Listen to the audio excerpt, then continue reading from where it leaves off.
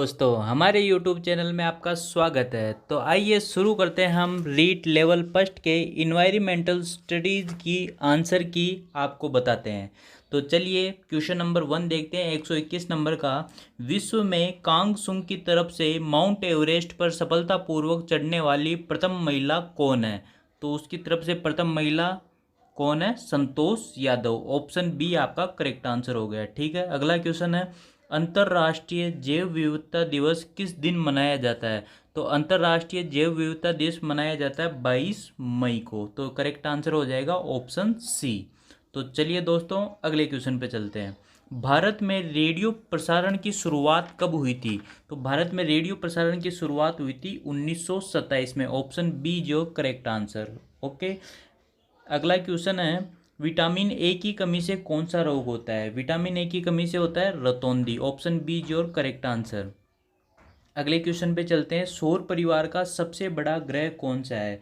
तो ये तो शायद बच्चे बच्चे को आता है कि सौर परिवार का सबसे बड़ा ग्रह कौन सा है? आपका बृहस्पति। ठीक है, विशिष्ट से सामान्य का सिद्धांत निम्न में से किसमें उपयोग किया जाता है? तो विशिष्ट से सामान्य का सिद्धांत जो आगमन निगमन विधियों में यूज किया जाता है। तो यहाँ पर आगमन विधि है, तो आगमन इज योर करेक्ट आंसर, यानी कि ऑप्शन ए।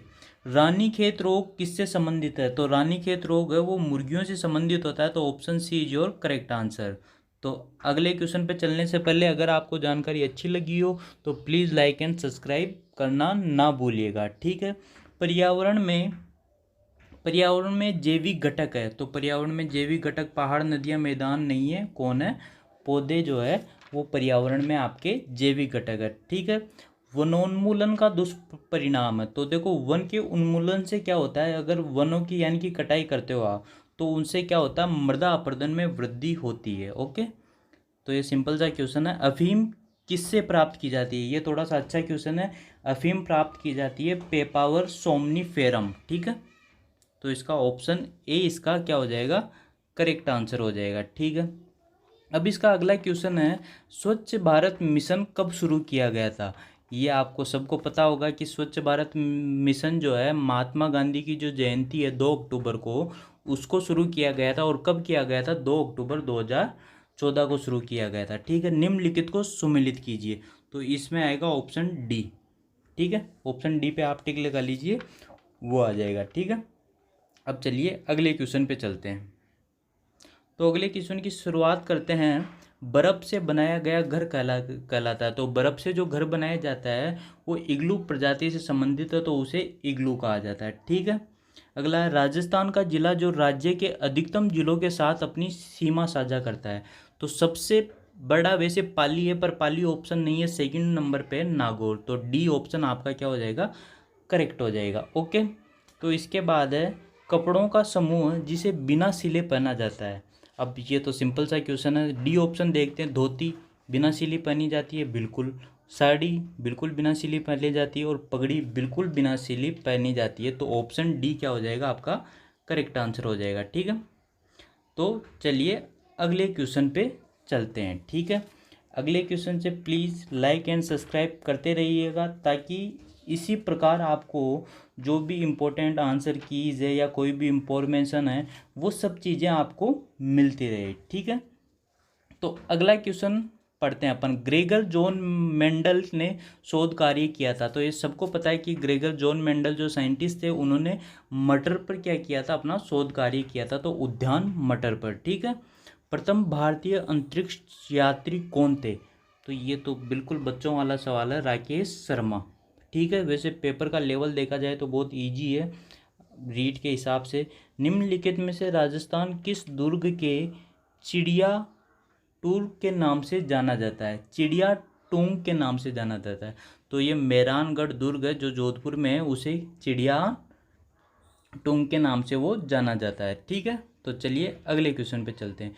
जल दिवस किस दिन मनाया जाता है? तो जल दिवस मनाया जाता है 22 मार्च के दिन। ठीक है, निम्नलिखित में से कौन सा एंजाइम लार में उपस्थित नहीं होता है? तो लार में टाइलिन एंजाइम जो होता है वो लार के अंदर नहीं होता है। ठीक है, अब ये तो बड़ा सिंपल सा क्वेश्चन आ गया कि नीचे दिए गए यातायात संकेत किसको निरूपित करता है? तो पटड़ी दिखाई दे रही है, तो ऑब्वियस सी बात है कि किसको? रेलवे क्रॉसिंग को, ऑप्शन सी जो करेक्ट आंसर। ओके, राजस्थान में किस देवता को ऊँटों का देवता कहा जाता है? तो राजस्थान में पाबूजी महाराज को क्या कहा जाता है? ऊँटों का देवता कहा जाता है। ठीक है। भारत में वन्य जीव संरक्षण अधिनियम किस वर्ष लागू किया गया था? यदि आपको पता है तो कमेंट करके बताइए, मैं थोड़ा सा वेट करता हूँ तब तक। तो चलिए अपन बताते हैं, अगर आपका सही या गलत चेक कीजिएगा, पता होना चाहिए वैसे। 1972 में, तो भारत में जो वन्य जीव संरक्षण अधिनियम है वो 1972 में लागू हुआ था। ठीक है, अगले क्वेश्चन पे चलते हैं। जो जातियों की रेड डेटा बुक प्रकाशित करता है वह संगठन है, यानी कि जो जातियों की रेड डेटा बुक जो है प्रकाशित करता है उसके संगठन का नाम यहाँ पूछा है। तो उसके संगठन का नाम क्या है? IUCN। IUCN ऑप्शन सी जो करेक्ट आंसर। ठीक है, IUCN है उसका नाम।